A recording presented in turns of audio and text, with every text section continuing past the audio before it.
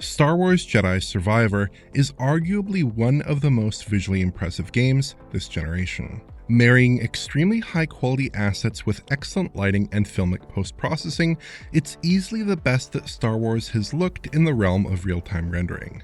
But the game was let down by a few key faults. Image quality was sort of questionable, especially in the 60fps performance mode on Series X and PS5, and the game suffered from numerous bugs, some of them limiting game progress. Frame rates also weren't ideal, again particularly in that performance mode, often rolling around in the 40 to 60 FPS range in more demanding sections.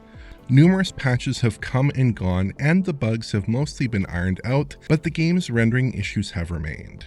Which brings us to Patch 7, Jedi Survivor's latest update. This patch promises a solid 60 FPS in the game's performance mode, though this has controversially come at the cost of removing all ray tracing features.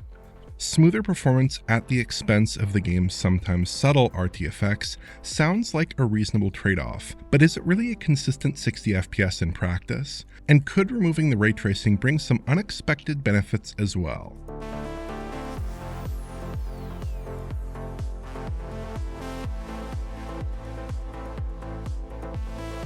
Jedi Survivor's 7th major patch does exactly what it advertises from a visual features perspective. That means the complete removal of the RT global illumination and RT reflections in the performance mode on PS5 and Series X, to hopefully achieve better frame rates. That includes the cutscenes, which still render at 30 FPS, but no longer feature ray tracing.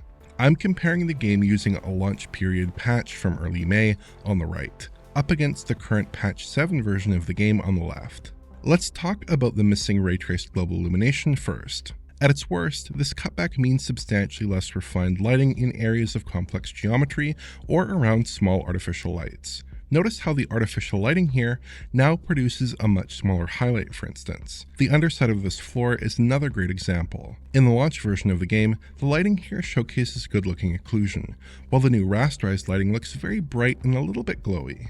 The neon sign here in the old patch effectively lights the adjacent wall, but in the new version, the lighting has been completely stripped away. The subtle emissive lighting detail from this backlit window pane is also absent as of the latest patch. Notice the missing light on the pipe overhead as well as the roof below. If we zoom in a bit here, we can see subtle artifacting in the RT denoising, though it doesn't stand out as much when actually playing.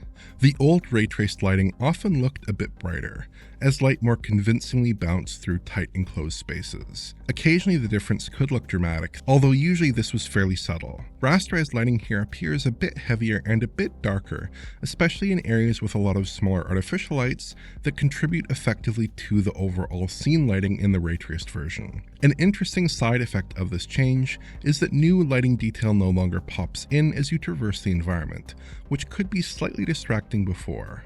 But just focusing on the areas where there is a significant difference would be overselling it, because most of the time any differences were quite subtle. In most scenes, you'd have to really examine the environment to appreciate the improvement, and many shots looked nearly identical. Flipping back and forth between the two versions sometimes reveals some subtly reshaped lighting, but noticing the difference in typical play would be challenging. That's because both the rasterized and RTGI lighting setups appear to still mostly be depending on baked GI, particularly for more distant pieces of geometry. The RTGI appears to be probe-based and largely additive, not like the fine-grained per-pixel RTGI in a title like Metro Exodus Enhanced Edition, so its removal doesn't hurt the game as much as you might think. Let's move on to the RT reflections. I don't need to caveat this one nearly as much because the visual difference is very clear. Jedi Survivor depended pretty heavily on RT reflections in some areas in the prior patch, which now receives screen space reflections instead. Exactly how effective this is depends on the shot. For example, in this scene with the main character reflected in this window, we actually get a pretty passable reflection treatment in the new version. There is some reflections breakup for sure, and the environment isn't really reflected, but it still looks alright. As we move the camera more parallel to the reflective surface though, the information needed for SSR is occluded, and we almost completely lose reflections coverage. Note that there's no cube map or similar simplified reflection technique to use as a fallback, so if there's no SSR on screen, there's simply no reflection. On surfaces that run perpendicular to the game camera, we get sort of mixed results. The SSR can look decent here, but when the necessary information is occluded, we get really distracting artifacts. In scenes set against glossy floors, this is particularly annoying. Look at how the stormtroopers in this scene look like they have a skirt-shaped bright glow beneath their torsos, where their legs and arms create discontinuities in the screen space reflections. And when we completely occlude the SSR information from view, in-game surfaces often look quite matte, which looks strange at times. This revised approach to reflections rendering completely fails when it comes to water surfaces. We see extremely pronounced SSR occlusion artifacts against any major body of water, like these rivers on Kobo. It looks so bad here that I really do think removing SSR completely would be the right choice, at least for these spots. It seems pretty clear that the game wasn't designed from an artistic perspective to operate without RT reflections, as the results here look very out of place, especially considering the relative sophistication of the game's visuals on the whole.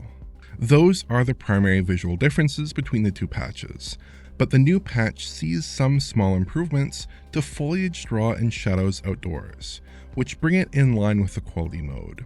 It seems as if cutting back on the ray tracing has enabled Respawn to improve basic settings, which is noticeable in the long shots here on Kobo, though in more industrial areas the differences are minimal.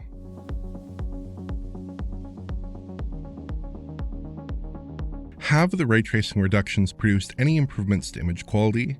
As a quick refresher, the launch version of Jedi Survivor had some substantial issues with image quality in performance mode, upsampling roughly a 720p internal resolution, though sometimes a little bit lower, to approximately a 1440p output with the use of FSR2. It looked decent in stills, but produced some visually obvious artifacting in motion. As of the latest patch, the game looks significantly cleaner. There's still some artifacting in motion and some substantial aliasing, so I don't mean to say that the game is perfectly smooth when playing.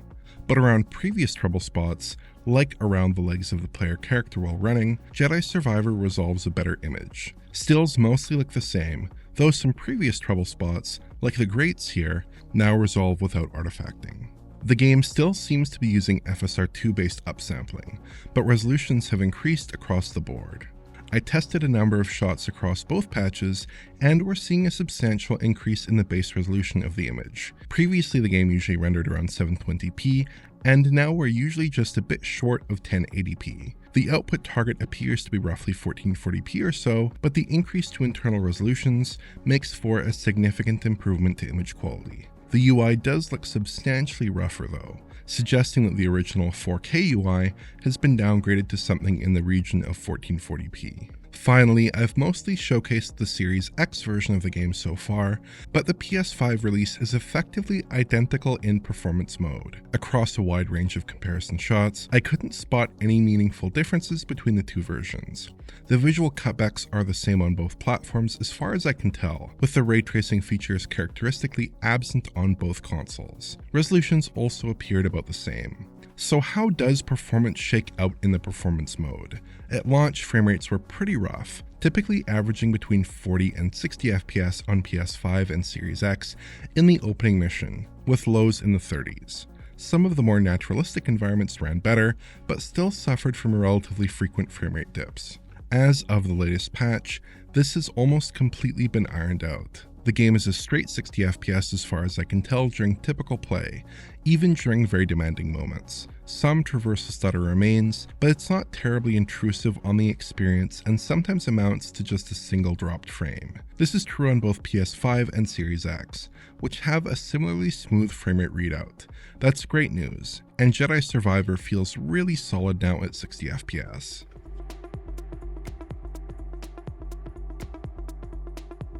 Outside of the performance mode, Jedi Survivor operates similarly to how it functioned at launch, with the exception of the game's various bug fixes.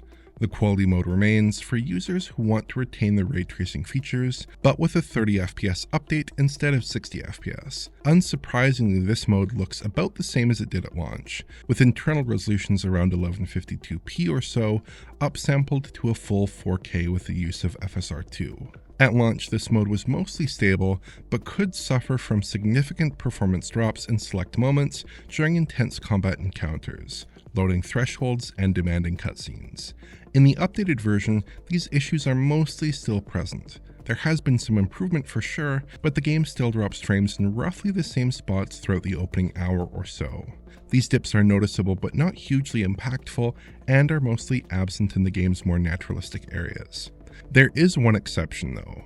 This stream in Kobo was a trouble spot in the original release on PS5 in the quality mode, running in the low 20s at worst. Well, performance has changed, but not for the better. We're now bottoming out at 10 FPS for some reason. Subsequent runs ran around the mid-20s just like before. But this issue, as well as some others I experienced while playing, are evidence of a game that isn't quite as stable as it should be. Patch 7 mentions that variable refresh rate support was added for PS5. I briefly tested this out and I didn't notice anything too out of the ordinary, as the game still seems to operate at 30 FPS and 60 FPS respectively in its two graphics modes in a 60Hz container, even with 120Hz output enabled through the system settings. The game does present without tearing and feels pretty smooth within a limited range of frame rates, so I suspect that low frame rate compensation is present here. But once we fall below 24 FPS or so, the tearing and jitter return. The Series S also behaves more or less as it did at launch. There's no ray tracing and no 60 FPS support here, so users are left with a 30 FPS mode without RT that targets a 1080p output. Performance is quite consistent thankfully, and the game still looks perfectly good, but it would have been interesting to see the introduction of a 60 FPS option, even if it meant a substantial reduction to image quality. Star Wars Jedi Survivor remains a superb looking game, and the new and improved performance mode solves the biggest long-standing issues with the game since its launch some 5 months ago. The performance mode's frame rates and image quality have both been improved, at the expense of ray tracing effects that didn't always make a notable impact on the game's visual presentation. It is a little bit curious that it took this long, as the fix seems relatively simple, and we know from the Series S and PC versions that Jedi Survivor has a pretty good raster-only rendering mode, relying on pre-computed GI and screen space effects to fill in the rendering gaps. I would still like to see some work done to address some of the issues with screen space reflections, as we see mixed results when the effect is applied more liberally. Simply disabling it on problematic surfaces would be a reasonable call. Still, I'd personally prefer to play Jedi Survivor on consoles in the updated performance mode, given how the game feels and animates with a smoother 60 FPS refresh. This is how the game should have handled its performance mode at launch. If you enjoyed this video, please like, subscribe, and press the bell for YouTube notifications. Check out the Patreon at digitalfoundry.net for exclusive and early access content. And to get in touch, use social media. Thanks for watching.